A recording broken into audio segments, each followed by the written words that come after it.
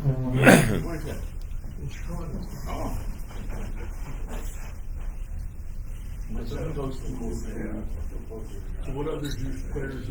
good morning everyone, and welcome back to our Sunday morning Torah portion class, Parsha class. This week is the portion of Kedoshim. Portion of Kedoshim is a very busy portion. There are many mitzvahs in the portion. But I'm going to point out one mitzvah in the entire book, in the entire portion. And that is in Leviticus chapter 19, verse 35 and 36. Let me read it to you. You must not commit a perversion of justice with regard to measures of length and area, weight or liquid or dry volume. In other words, when you have measures, scales, measures. How do you weigh things back then? You put a stone on one side, you put the merchandise on the other side, the flour or rice, whatever you were selling, and you weighed it, right? So you're not allowed to have measures that are not correct, that are not perfect.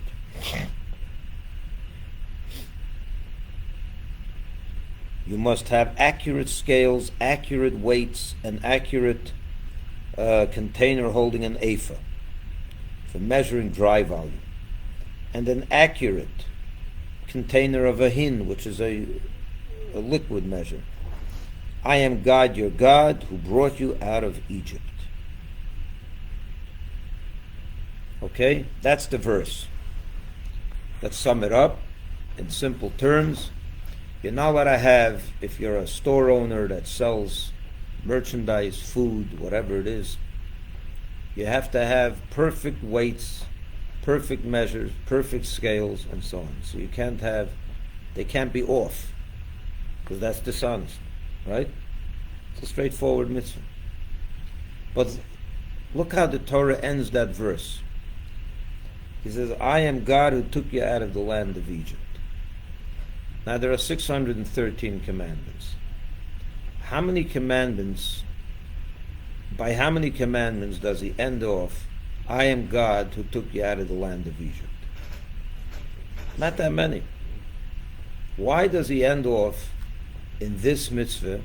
He makes a connection between weights and measures and so on with the fact that he took us out of Egypt. Why is it relevant here? And the Rambam, look what the Rambam says. And I quote, the Rambam, when he talks about the mitzvah of measures, this mitzvah, in his book of law, he says like this, that the punishment for the person who uses false measures is great, very severe.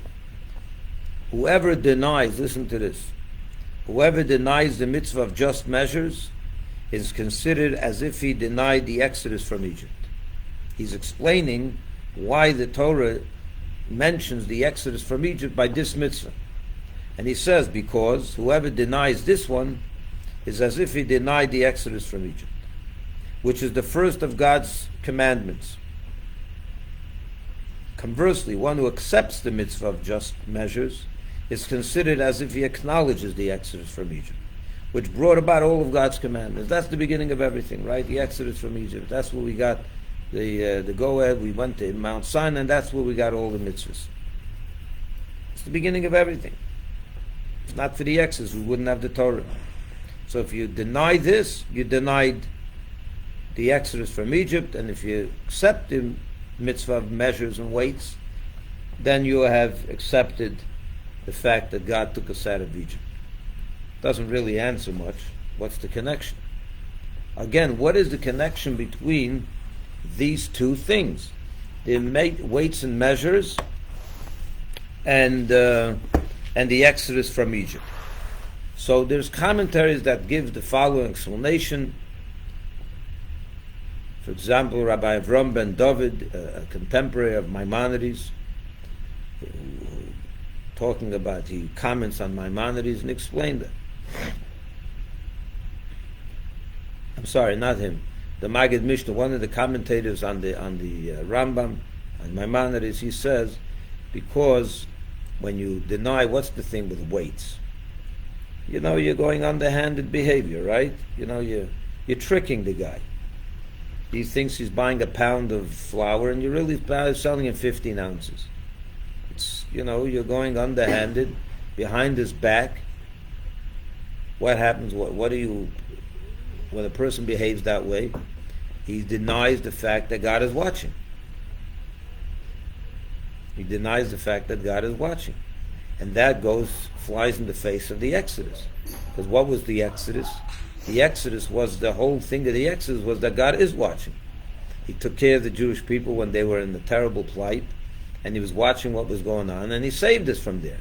So the fact that you are denying the fact that God has divine providence and that He's watching every step of ours is like you're saying that God doesn't watch, and therefore you're denying the fact that He took us out of Egypt, because that was the prime example of God watching over the Jewish people, watching our action, watching what's going on in this world. Okay, very nice, yeah?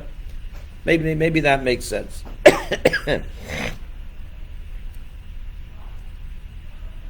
The problem with that is, then that would be true with every mitzvah of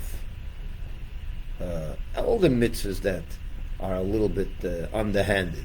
Theft, cheating people in general in business, not only with weights and measures. I used to go, you burglarize a person's home. Why are you doing it in the middle of the night when no one's watching? Because you don't want anyone to catch you. Hashem is watching. But you deny that. So why doesn't the Torah say, or the Rambam say, that when you steal, it's as if you're denying the Exodus from Egypt? This is true with all the mitzvahs that are done when no one's looking, when you're trying to hide from God. Not only with weights and measures. What is it about weights and measures that the Exodus from Egypt comes to light? Only by that mitzvah. You got the question? Okay.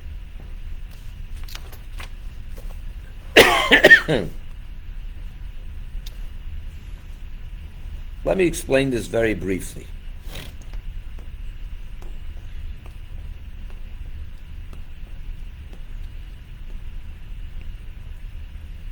There's a unique feature in the mitzvah of weights and measures.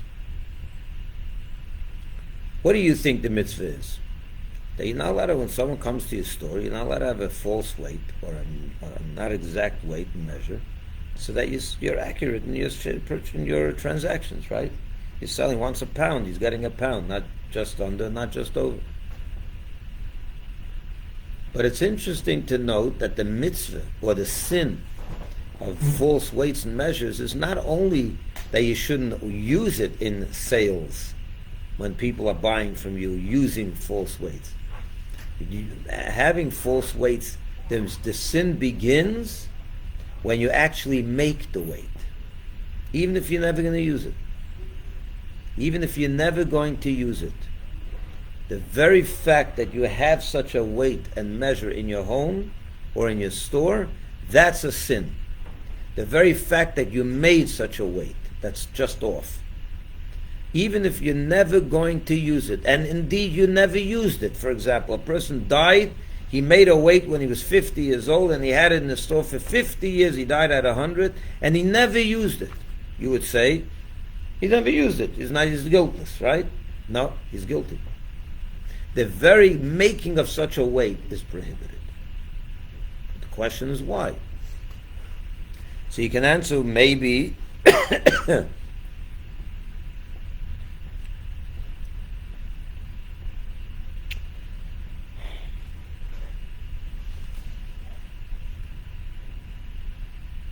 yeah, the difference is, even though you did nothing wrong, what did you do? You didn't use it. No one was cheated with this. You didn't steal any money from anyone. You didn't cheat anyone. You didn't fool anyone.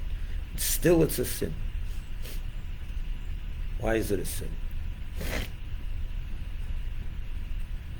For example, by theft, yeah?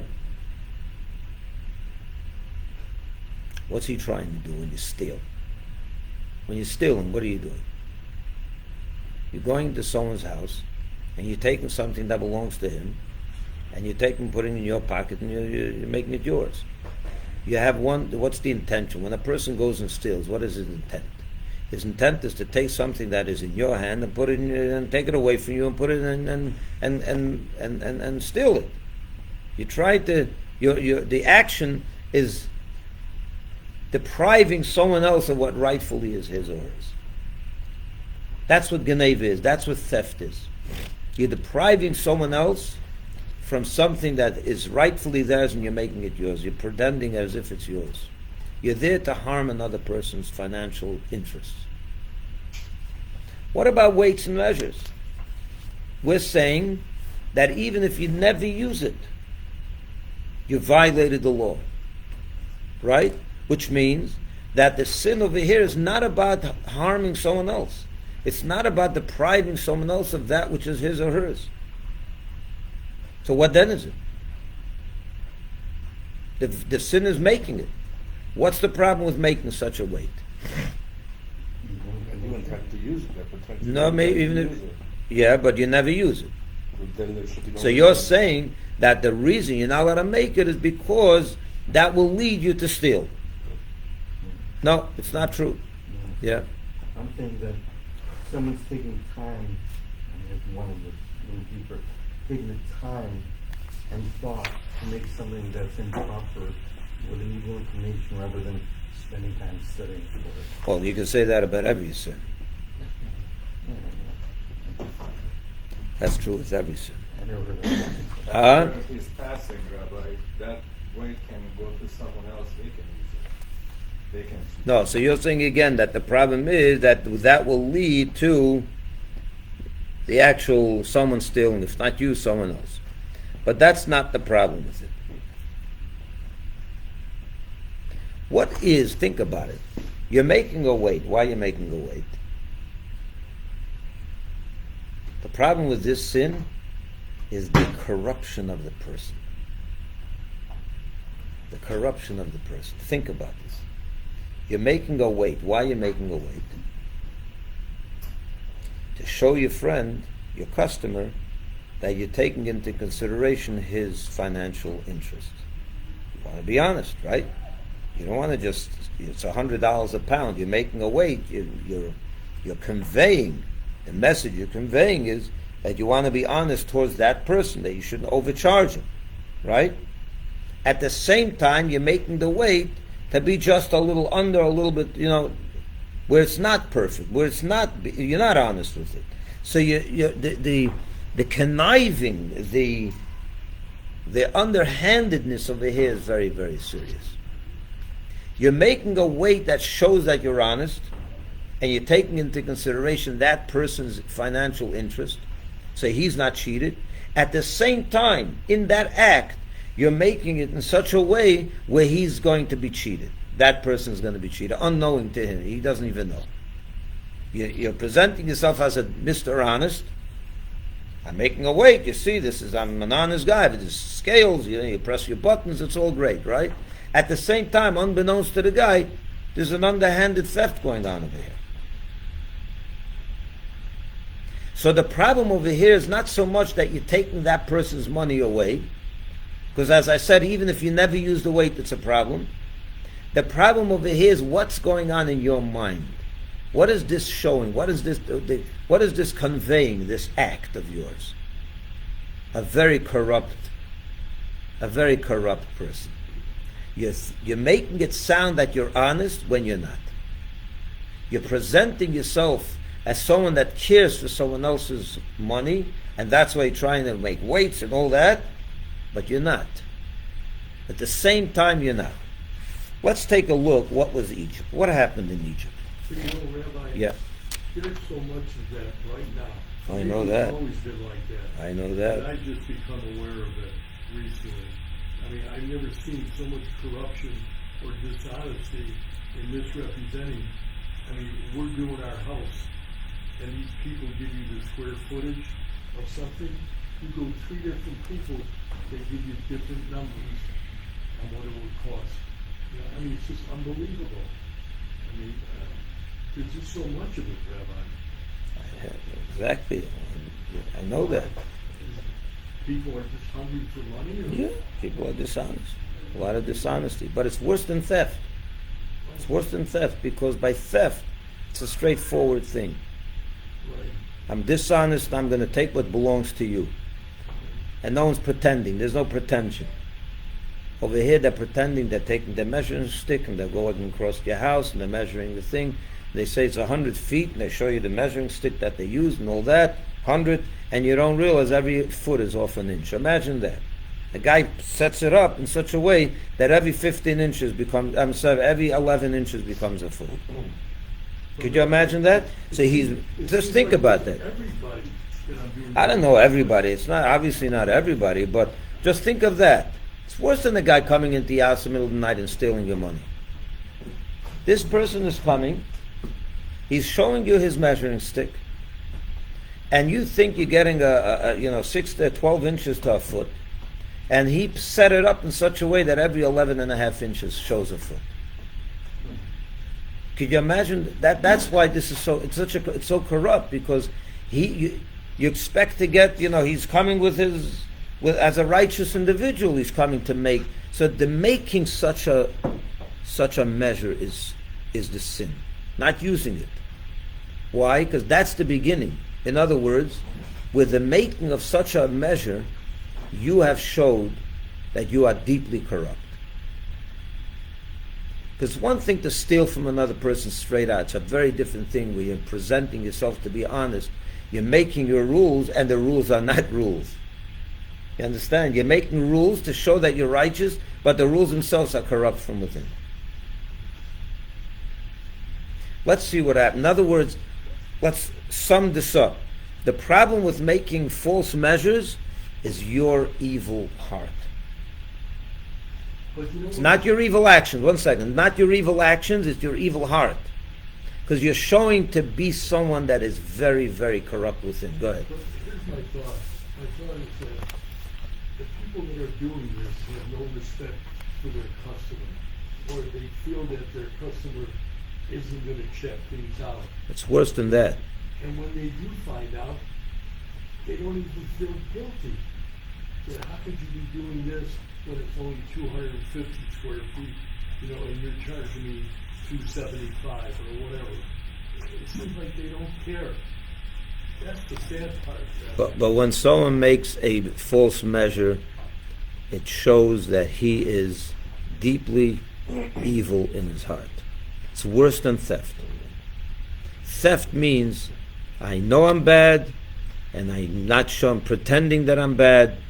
When you're a stealer, when you're a thief, the intention is to deprive you of money. I'm going to take your money. When I make a false measure, it's worse than that. Not only am I taking your money, I'm making it to begin with in such a way where he thinks I'm honest, but I'm not. This is evil within.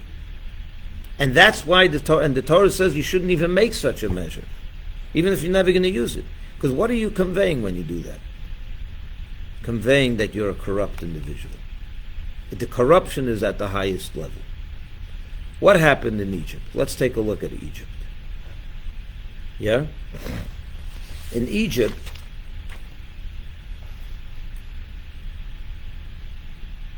the Rambam says something very interesting about the Egyptian exile and the Egyptian people and the punishment that was wrought upon them.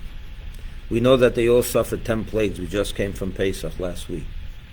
Celebrated the Exodus, the 10 plagues. We mentioned it, right? Why did they get punished, the Egyptians? Do you know that 400 years before the Jews left Egypt, God made a covenant with Abraham? And in that covenant, God told Abraham, your descendants are going to be enslaved in a foreign land, in Egypt, and they will be servants there for 400 years. In other words, God foretold Abraham that this is going to happen. Now the Egyptians do exactly what God said is going to happen. God wanted this to happen. This is part of the process of the Jewish people, that they should be in Egypt for 400 years and be enslaved and so on. This was all told to Abraham, way before the Egyptians No, I've had. never heard that before. Sure, absolutely. What you just said. Yeah. So the question the Rambam asks, why are the Egyptians even being punished?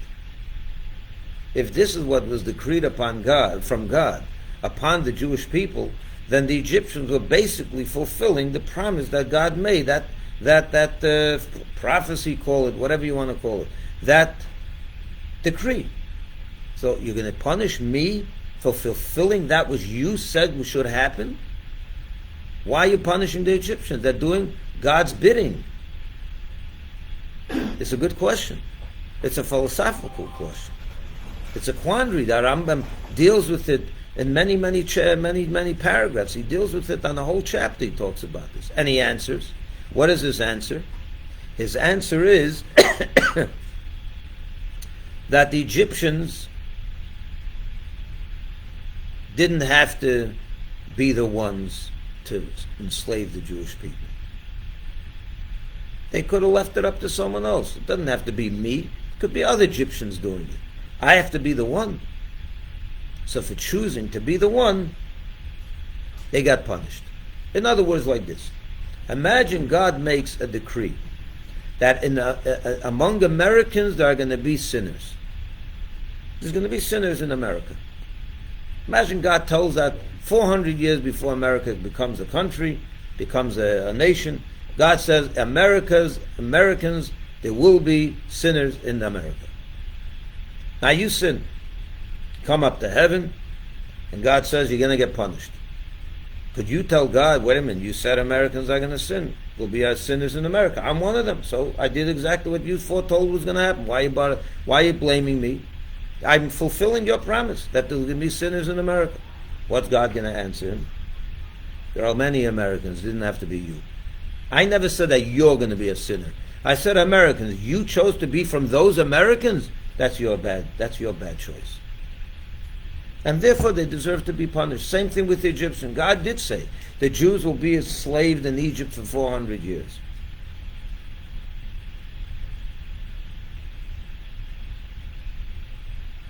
But he didn't say it's going to be this Egyptian that will enslave the Jews. The fact that you decided that you should be the one to enslave the Jews, that is your bad choice, and don't blame God's decree on that. And therefore you deserve to be punished. You get it? Okay. The problem with this is that this could be said regarding the Egyptians as a whole, individual Egyptians. But what about Pharaoh? Pharaoh, you would think, has an out. He does have an excuse for doing what he did. Because what did God say? They're going to be enslaved under this, in a nation, meaning Egypt, for 400 years. So you could say it didn't have to be this Egyptian that was a taskmaster. It could have been someone else. But what about Pharaoh? It couldn't have happened without Pharaoh making the decree. He's the king. He has to make that decree. He has no choice but to make that decree. No? If God's decree that they will be enslaved in Egypt for 400 years is to ever be fulfilled, Pharaoh has to serve in the capacity of making that decree. Because the people can't do it. Pharaoh, you can't say, well, it shouldn't have been you, it should have been someone else. There is no someone. I'm the king. I have to make the laws of this country. And the laws in this country, if God wanted that this country should enslave the people, the Jewish people, I have to pass such a decree. So how could you blame me? I'm doing what you said should be done. When it comes to all the different Egyptians, you could say, why did you do it? It should have been someone. You chose to be the one. You get punished. But Pharaoh has no other way to do it. It has to be through him. He can't say, well, it should have been someone else that made the decree. There is no one else. I'm the only king here. So how do you explain the punishment that God brought upon Pharaoh? If really Pharaoh's really only doing what God decreed 400 years earlier is going to be happening. And the answer to that, my friends, is what? Why did God enslave it? Why did Pharaoh enslave the Jews? Because of that decree 400 years earlier? Because he hated the Jews. Why did Pharaoh enslave the Jews? Well, because they were threatening to. Because he hated the Jews. Right. Not because of some decree 400 years earlier. He was thinking, oh, God wants this. That's not why he did it. But then again, He did it once. He did it. Let me finish the thought. He did it because he was a bad person. The fact that God was the one that decreed, it's like saying, imagine that someone's going to say, I shouldn't be punished for my sins. Why? Because God, if you would have asked God yesterday, if I would sin today, he would say, yeah, so I have to do it. No, you did it because you made a bad choice, not because God knew that you're going to do it. So what's the reason you're sinning? Because you're bad, not because God has made you be bad. You chose to do the sin. That was your bad choice. In other words, why did Pharaoh make the Jewish people work? They would have been, in other words, would the Jewish people have been beaten up with Pharaoh, without Pharaoh? They would have, because that was God's decree that they would lose that, they would be enslaved. So why is Pharaoh being punished? For one reason only. Not because he harmed the Jews. The Jews would have been harmed anyway. That's not Pharaoh's fault. That's God's decree. So why is Pharaoh being punished? Because he has a corrupt heart. And he did it because he was bad, evil. He really wanted to enslave the Jews. It's not because the Jews, if not for Pharaoh, the Jews wouldn't be enslaved. They would be enslaved. That was a decree made on them. The outcome is not his issue. That's not why he's being punished, because they were enslaved. He's being punished for one reason, his evil heart. And that's the connection between false measures and weights and the exodus from Egypt. Because what's the reason what's the sin of false measures and weights? It's the sin is not stealing. Because even if you don't steal with it, you're not allowed to do it. Because the very action of making such a weight shows how corrupt you are. That you're trying to show honesty, and at the same time you're being dishonest. That's your evil characteristic. That's an evil character, and that's why you're being punished. And the sin is making such a thing, not using it. And the very making, why you're being punished? Because it shows how terribly you are in the inside. Just exactly like the Egyptians and Pharaoh. They were punished not because the Jews got beaten up by them, because that would have happened with them or without them. That was a decree 400 years earlier. They were punished for one reason, because they were corrupt and evil on the inside. That's why they were punished, not because they enslaved the Jews, because the enslavement was already decreed upon them 400 years earlier. It's the fact that they were so evil in their heart that they chose to do that to the Jewish people. That they wanted. You were going to ask something. Rabbi, why are there so many pharaohs today? Why are there so many pharaohs today? I mean, why? Really, I'd like to know. What do you mean by pharaohs? Hitler was a pharaoh. Okay. Mussolini, Stalin. Yeah. Today. Why was there a pharaoh back then? Right. Then that you do understand. For the same reason there was a pharaoh back then, there's pharaohs what today. I'm saying is that why all this hate towards Jews? That's the $1 million question. Right. We don't know. I mean, that's the puzzling part. There's a lot of puzzling things, but you're right. I don't Why feel do good people I don't suffer? feel any different than anybody else. Why do good people suffer is your question, basically. Right. If you have an answer to that, please let me know. I don't know the answer. You can write a book. You'll be the first to let me know. I'll be the first that you'll tell, right? But why is God keeps punishing the Jews? Who says he's punishing the Jews? You see it as punishment. Maybe it's not punishment. I don't know what it is. I mean, How do you know it's a punishment? The anti-Semitism today, that's punishment. I don't know. I mean, Who says it's a punishment? 1 million who just had Yom HaShoah 3 days ago, right? How many children died in the Holocaust? 2 million. 1.5 million children. 2 million. You can't say that they were punished, could you? They had sin. Little kids, babies have sins. So they're not punished. So it's something else. It's not punishment. I don't know, but all I'm saying is it's not a punishment. You're saying it's punishment. Who says it's punishment? We don't know what it is. I don't think it's punishment. So what do you call it? What crime is so bad that should deserve such a punishment?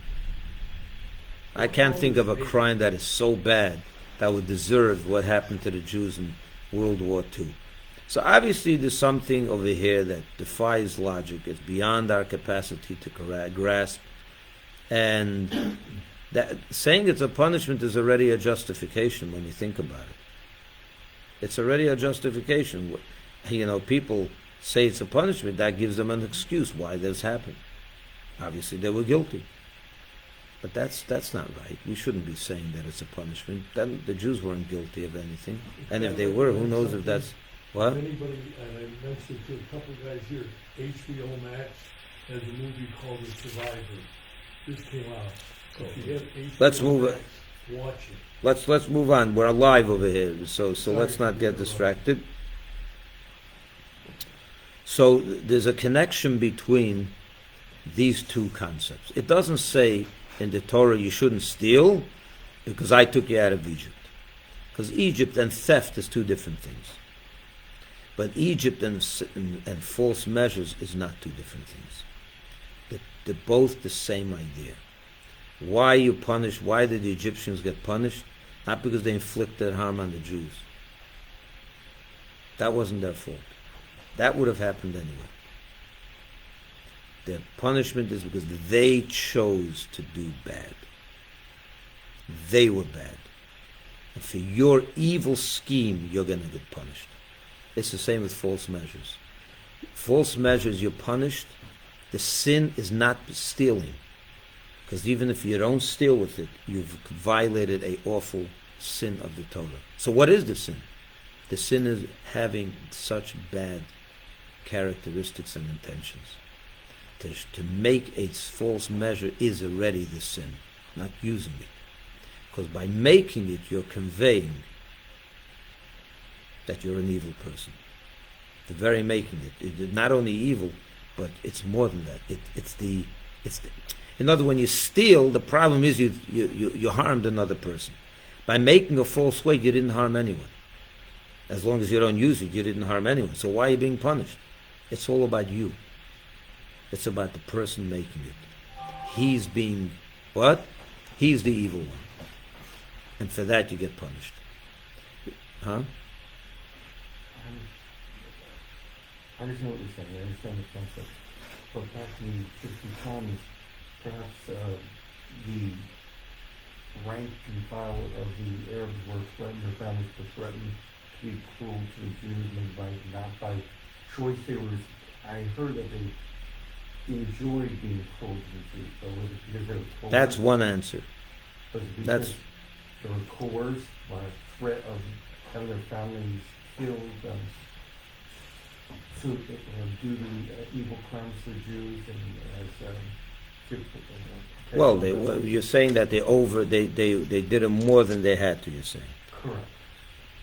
There's an answer there is one answer like that they were punished for going beyond what they should have done, but the Rambam takes a different approach. The Rambam is of the opinion that everything that happened in Egypt was decreed upon them 400 years earlier. Every last part of it. And therefore you can't blame the Egyptians for the outcome. It was all decreed. And therefore the question remains, according to his opinion, if all that was part of the decree that God made 400 years earlier, so why are you blaming the Egyptians? They were just doing what you said is going to happen. The answer is that they didn't do it because God decreed it. They weren't being God's messenger when they did it. They were being evil when they did it. They made a bad choice. They were bad in their heart was horrible, their character was terrible, and that's why they did it. The fact that the Jewish people were afflicted is not their fault. The fact that they are evil and chose to inflict Jews, that's their fault. And that's why they were punished. And therefore, someone that denies the weights and measures, the mitzvah of the weights and measures, in other words, he says it's not a big deal, I'm not going to do it, I'm not going to use it. There's no sin in that. The only sin is when you harm someone else, not when you don't harm someone else. You're denying Egypt. Because Egypt was not about harming someone else. That would have happened with them or without them. Egypt was about their bad choice. And that's what weights and measures are all about. And that's why there's a connection. That's why the Torah mentions the Exodus. I want to tell you that today in the world,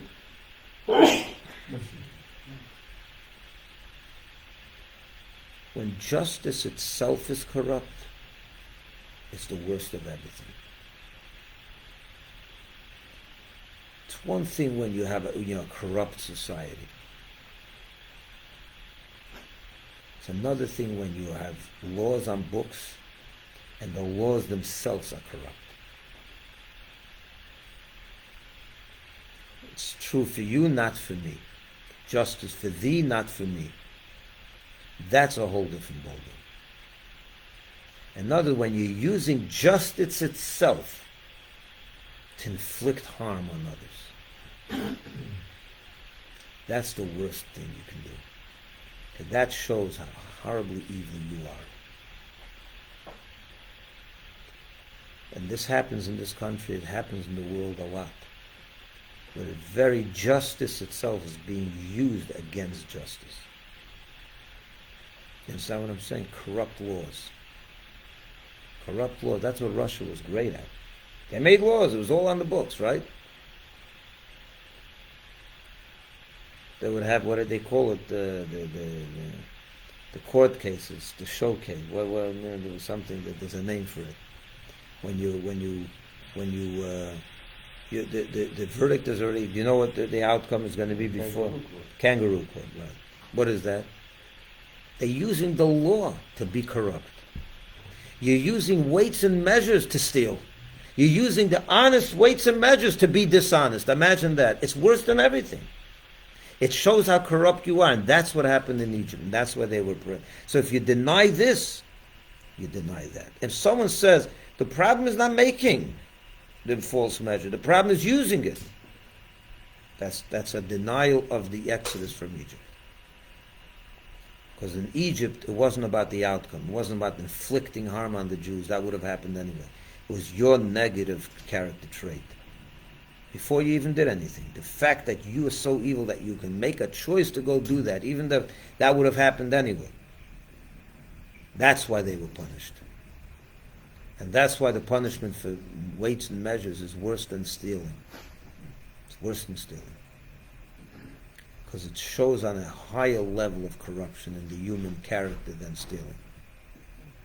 Because stealing, you're not trying to say you're honest. I'm not honest. I'm a ganib. I'm a thief. I'm here to take away what's yours. False measures is a different asset, and they're a different animal. I'm an honest Mr. Honest. Come, look at my store. I have everything fine. It's all great there, $1.79. I got my measuring stick. It's 275 square feet, when really it's only 260. That's a different type of dishonesty. And that is worse than everything. And that's why the Torah says, don't have different measures, don't have false measures, because that, you have to remember, you went out of Egypt. What happened in Egypt? Why did you have what was the Exodus all about?